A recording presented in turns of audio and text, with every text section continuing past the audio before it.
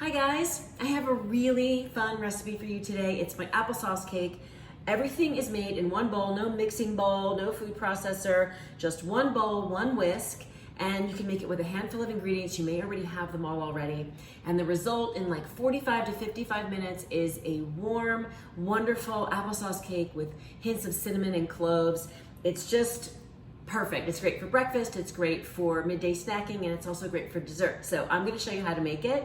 And again, it's all gonna be in one bowl. So I started with 2.5 cups of flour in this big bowl right here, all-purpose flour. And if you wanna do a gluten-free version, use a gluten-free baking mix. Equal parts, don't change anything else, it'll work just fine. And then I've got 2 cups of granulated sugar. You could use coconut sugar if that is your preference. I'm gonna put all the dry ingredients in first just so you can kind of see where they are, but it's all going in one bowl. Then on this little plate, I have 1.5 teaspoons of ground cinnamon, 1.5 teaspoons of baking soda, 1/4 teaspoon baking powder, 1/4 teaspoon of cloves, and 1/4 teaspoon of salt. That's it. So you can modify this. You can do more cinnamon or less cinnamon, and you can also add nutmeg and allspice if you want. So that goes in there. These are like kind of the fall flavors, but they're also flavors that go really well with apples and applesauce. So there you have your dry ingredients. I'm gonna give them a quick little mix. You don't even have to do this part. You could just dump and stir all at once, but I'm just gonna get the dry ingredients incorporated. Now, for the wet ingredients, I've got 1.5 cups of applesauce, unsweetened.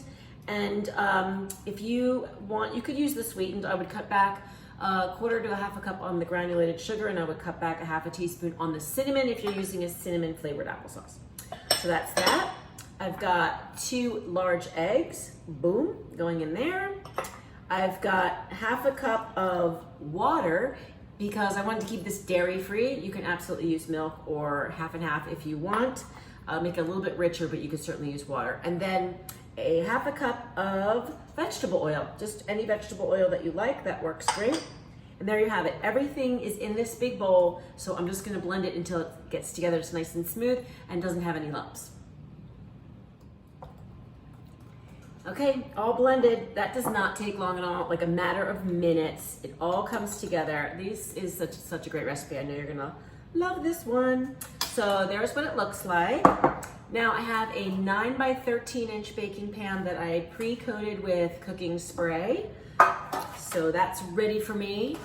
And I'm just gonna pour the batter right on in. Look at that. Oh, so creamy. And I can smell the cinnamon and cloves. This is gonna be so wonderful. Kids love this, adults love this.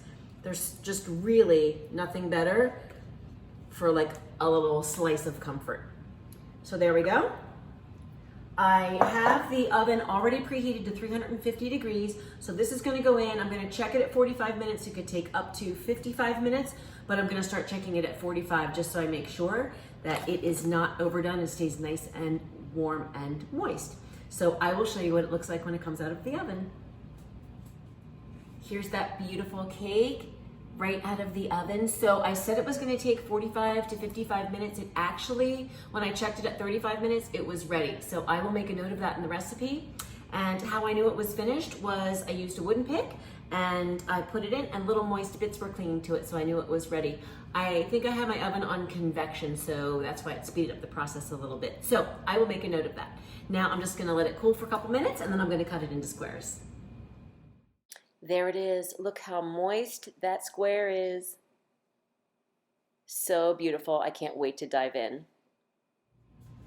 Isn't that the most fabulously easy recipe you've ever seen, especially for cake? So I hope you try it. And again, it's really great for breakfast or midday snacking. It's absolutely perfect for dessert. Put a little dollop of whipped cream or some ice cream with it, and you've got like the cure-all for any sweet tooth. So I hope you try it. Let me know if you do. Put it in the comments, and also let me know if there's any recipes you'd like to see me make. I'd be happy to do it. So I will see you next time.